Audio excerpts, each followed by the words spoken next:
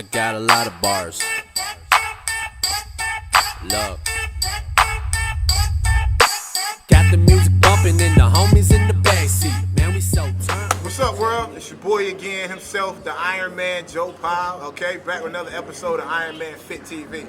Now, from my first episode, I told you guys that I wanted this channel to be something different, to bring more to the awareness of Carolina bodybuilding, because you see Florida, Cali, New York, everybody got their thing going, so I want to make sure the Carolinas get the shine that we supposed to get. So I got two special people here with me today, all right? First off, I got my mentor, Ifbb Pro Johnny Stewart.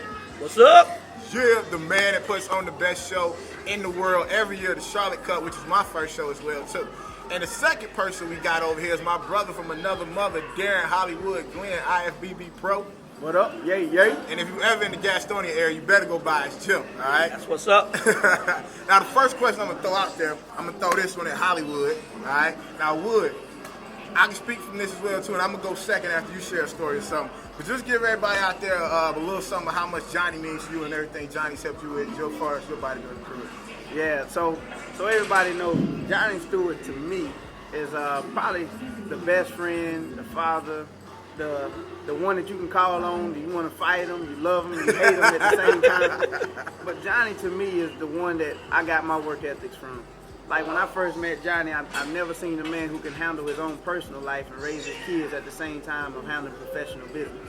A lot of times people get sidetracked. They got to pick and choose one or the other. But the first day I met Johnny, he was actually at home cooking, prepping his food and fussing and whooping butt at the same time. All in the first time I walked in there. His son actually got a butt whooping the first day I ever met him. And that's a true story. But it showed me this is the real side of somebody who cares. Because not only that, the first time he invited me to his house. And I sit there and I said, wow, look at this. This is a man who I would love to mimic myself after. Because after I left, all I could think about is I can't wait to get back to see Johnny. I can't wait to get back on track with him and talk to him. So to me, that's everything that a mentor, a father figure, a best friend can be to you. Somebody who not only inspires you, but makes you be better every single day. I know for me, my story came, I was sent to Johnny by a good friend of ours named Kirk. And I was going for my very first posing class, and Hollywood can tell you about this one too. My very first posing class, I was so nervous, y'all, that I didn't even take my shirt off for like the first 30 minutes. And I was just like so nervous. I was thinking I had to look like Ronnie Coleman, my first posing class, which was not true at all. So once I got in there, and he put me right next to Hollywood already in the trunks and everything, he going on stage. So I'm nervous as hell, because I'm like, all right, here go this dude, he gotta be pro or something. So I'm nervous with him with poses. Then I started looking around the rest of the classroom, and I was like, nah, I'm all right, I guess I can come out my shirt. And so he made me feel very comfortable in my very first time ever meeting him, so I took my shirt off. Now, another part of that story is the first time I ever worked out with Johnny, all right? I was blessed, y'all, to be able to work out with this man for over a year every day, like 8 a.m., Monday through Friday. And my first shoulder workout was crazy because I've been working out since I was 5 years old, honestly. My pops was a coach, so I've been working out since I was 5. I thought I was going hard. Now, once again, I said we was doing shoulders. This ain't leg day, this was shoulder day. I think we was doing side laterals, man, and next thing I know, I'm starting to get dizzy, it's blurry, and I go to take a seat. Jay looked at me and said, Joe, you know we don't sit down around here. I said, Jay, I can't see. He said, all right, stay sitting for a while. Get some water. So the intensity of his workouts, man, I mean, it's something I had to learn from the beginning because, like I said, I thought I worked out hard, but evidently I wasn't. And I found that out real quick. And now my clients say the same thing when I'm kicking their butt. They're like, Joe, I can't see. And I'm like, go ahead, sit down. I tell you a story about how it did to me, too. So that's something that Jay taught me because of the work ethic I learned from him. It's what made me become a better bodybuilder, a better coach, and a better person in life as well, too. So that's just a little story that I had to share with y'all as well, too, from my point of view. Well, you know, guys, you know, a lot of times, you know, I'm blessed to have these two gentlemen in my life. You know, I've traveled a lot of roads, you know, but I think a man is marked by the effects and the legacy that he leaves behind. You know, these guys have done as much for me as I've done for them. Hollywood came in my life at a time when I really needed somebody to pour what I had into. My children was not old enough to understand the bodybuilding world. Hollywood came in, a young man that was handling his business every way you could think of. He was hungry. He was going down the road like most young men do that he didn't really need to go down. We sat down and we talked, and he told me, you know, he called me Mr. Stewart at the time. I said, look, man, I ain't that old yet. So we started talking, and, you know, we became friends. You know, we trained together, we ate together, we cried together, we grew together. You know, I remember the times when Hollywood was going through, you know, just personal things in life. He would call me and we'd talk about it, you know, and it just drew us closer as a client and a friend. You know, those are the times when you look back and you say to yourself, you know, I'm his mentor, but he's blessing me too, because I see someone on the other side that's hungry, that respects me. Every word that came out of my mouth, he was tangling on. We started business together. We started working together. He didn't know at the time all the things that he was learning just by doing his job. And let me tell you, he was good at it. He was very good at it. There were certain things I wouldn't let him do in the beginning. He would say, Jay, why you won't let me do this? Why you won't let me do that? I said, Wood, you're not ready for it yet. You know, just keep doing it, keep doing it, keep doing it. But we went through business ventures. We built businesses together.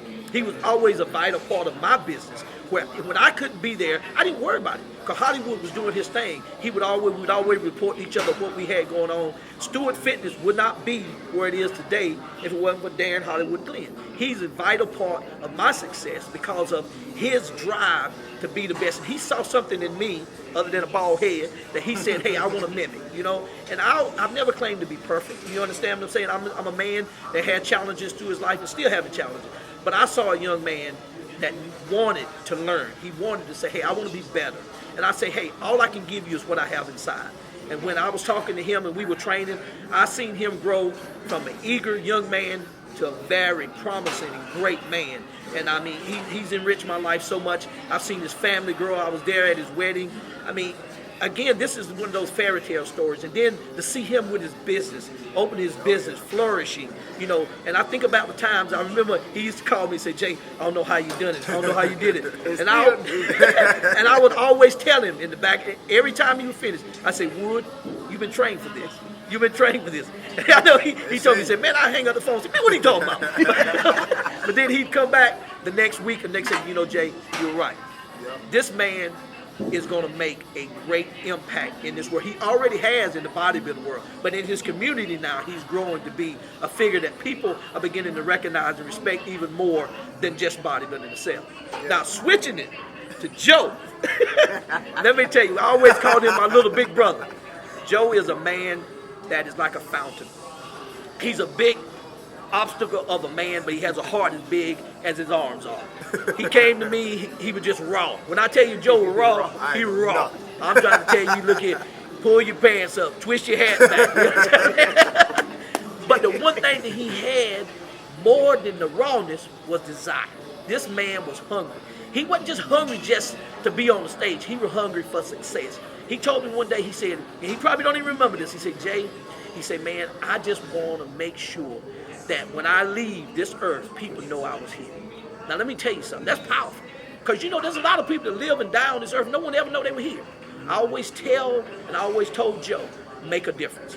Look what he's doing. Look, he's giving back. He's training people. He's bringing people to the stage. He's changing people's lives. They both are helping people overcome high blood pressure. You know, we don't just train competitors. We train everyday people. Because at the end of the day, it's the average person that keeps everything going. You know what I'm saying? Bodybuilding is at the extreme. It's at the top. You don't go any further than pro bodybuilding. Hollywood and I have gotten there. Joe's soon coming. The thing about it is, what are we doing to make an impact in the community, in the world right now? We're changing people's lives.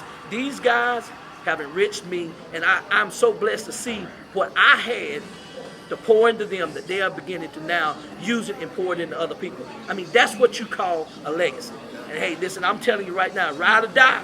These my dogs right here. These it wasn't an easy road. Like, it was plenty of times, like, me and Wood have both worked, like, crazy different jobs. Like, we even worked on the same job where Wood was my boss, and I worked under him. And it would be plenty of days we'd be on our lunch breaks, and we'd just be talking about our dreams and everything that we wanted to do. Like, he had a dream of wanting to get his own gym, and now he has his own gym. I had a dream of wanting to have my own fitness channel, and now I've got my own fitness channel. I've got a fitness clothing line on the way, which is one of the dreams I've always wanted to do. So for me and him, I mean, what was it, like a couple years ago, like two, maybe 3 years ago, man, we was just working in the warehouse talking about these dreams that we got going on now. But trust and believe, it wasn't easy, man. It was days where me and him might wanted to give up. We had times we talked about maybe retiring early, so because maybe we were thinking it wasn't for us, you know what I'm saying? It was just a dream, and it was time to look past that dream and go to something else. But we stuck it out. Now we're here. We're doing what we've always talked about we wanted to do. A lot of it is because of this man right here, you know what I'm saying? And so we just want to give back to him and show him the same love he showed us, because he didn't have to pick us to be the two that came under his wing. It could have been somebody else, but we were lucky enough. It was written by the man upstairs for it to be me and him, and so we want to give it back, you know what I'm saying? So, and you guys out there should give it back to your mentors as well too. Never forget the people that helped you get to where you are now. You know, that's one of the things that a lot of people do. They get a little taste of success and they forget about their roots. There's people here in North Carolina and other Greenville and other places, you'll never hear that Johnny Stewart worked with them. Johnny Stewart trained them. You know, we all know. I ain't gonna call nobody out because it ain't necessary. You understand what I'm saying? I'm just saying. But the thing of it is, what you have to understand is this: if you get to the point where you can't give homage and credit to the people that help you get started, you really hadn't learned anything the whole journey. You know, it's not about always having to praise someone, but there's no one, including myself, that has made it as far as I have without somebody helping. I haven't. You know, don't get it twisted. Don't think the success of Stewart Fitness, Charlotte Cup, and all the other ventures that I'm into is because I'm Jack Great. Bill Gates didn't build the phone by himself. I had a great team, great friends, like these guys right here. Listen, let me tell you something. Wood started out, Joe started out as a student. This and that. Sometimes I call them and say, Wood, listen, I just got to vent, man. You understand what I'm saying? Because they know me. They know the side that most people don't know. You know, you understand? They know the human side. Everybody think I'm a superhero sometimes. No, I get mad, I get upset, I have gas. There's a lot of things going on. You know, but again, you know, I'm blessed to have these guys in my life because I'm so proud of them. Not because they had choices, they chose me, but I'm seeing what we have done together collectively, spreading. It's like a virus, man. These guys are changing people's lives. They're doing what this industry is about. It's changing people's lives. I'm building a platform with the shows to bring people to compete. They're getting people ready for the shows. But here's the deal. They're keeping the people healthy that's coming to watch the show. Yep. That's what it's all about. So you don't get it twisted. It ain't all about broccoli and trophies. Sometimes it's about, hey, let me get off this medication. You know, let me get this stress out of my life. This is what we're doing. These guys right here exemplify being hungry and staying humble, what it'll do for you in your life. These guys, hey, listen, I'm telling you, I'm probably as proud of them as they're as proud of me. And do it for yourselves, man. Don't do it just to get a bunch of Instagram likes so you can post a pic. We know y'all out there to just go to the gym, take a picture, and leave. We see ain't no sweat in the picture. Your body ain't changed none. So don't do it just for the Instagram, man. Do it for your own health. Do it for your kids so you can see your kids graduate, things of that nature. Don't do it just for Instagram like. You know what I'm saying? And one thing I want to say in closing is this. You know, listen, guys, the more powerful or the more you build your business, the more responsibility you have. You're governed by the legacy that you build. And let me tell you something. When you are a trainer like Darron, Glenn, like Joe, when you have that type of responsibility, that type of respect, you have to govern yourself accordingly. You can't be out here at the club down here, you know, I'm behind everybody's shop. Now listen, don't get it twisted. You're able to live, but understand one thing. When I took on the role of saying I'm going to be a show promoter, I realized there's a certain part of me that, hey, I've got to be able to manage. When I became an IFbb pro, there's a certain status that goes and certain responsibility that go with that title. You can't go out here, you can't say everything you want to say. You can't do everything. And if you're trying to motivate and be a mentor to other people, you got to govern yourself according. The first thing you got to do is look at yourself. And if you can't look at yourself and say, hey, this is a man or a person that I'd want to be like, then what do you think anybody else going to be like you? So, hey, again, like I said, it's about you and about what your roots and what your origin is. These guys and myself, we really want to help people make a difference. Hell yeah. And tell me a little bit about the show, Jay. We got the show coming up, April. Charlotte Cup was my very first show, so I'm going to let Jay tell you about the Charlotte Cup. Charlotte Cup, when I started this show, we had probably about 40 people. Me and Wood were backstage saying, you know, Jay, we need to go out there and pose just to keep the people in here. I mean, we were taking tickets. We were doing weight. And we were walking people on stage. I guess pose at the beginning and the end of the show. We went from having 40 people to over 350 people at a show. And you know, hopefully this year we're looking to set a mark of 500 people. You know, we don't want to call this a show anymore. We want to call it an event. Because let me tell you something, with the type of atmosphere that we bring and we have people come in, you know, for some people it's going to be their first show. For some people it may be their last show. I want people to be proud as the stage that they step on as the hard work they done. And I wanted to represent that hard work. So, you know, it's got my name on it. Again, like I said before, I'm held to a higher standard. I'm going to put on an event. I'm going to present a stage. I'm going to present T-shirts. I'm going to present bags that represent how I feel that an athlete should be treated. I've been to shows. I've been to shows that I say, you know, I ain't going to do this show no more. You understand what I'm saying? I don't want anyone to ever come to the Charlotte Cup and say, hey, it wasn't a great experience. You know, and part of that, if you look around at the Charlotte Cup, you don't see this cat if he ain't up on stage. You'll see Hollywood. If he ain't working his booth, he's walking around. This is a community show that we built by hard labor. It's gotten to the point now to where it's known throughout the world because of what? The way we treat people, the way it's held, the way it's run, from the judges that we have, the expediters, the tanning crew, everything. Everybody comes in, they put their passion into it. The Charlotte Cup has become one of the biggest events on the East Coast, and soon, hopefully, going to rival the United States as an amateur show. Yeah. We put on the show, the event that people want to be at.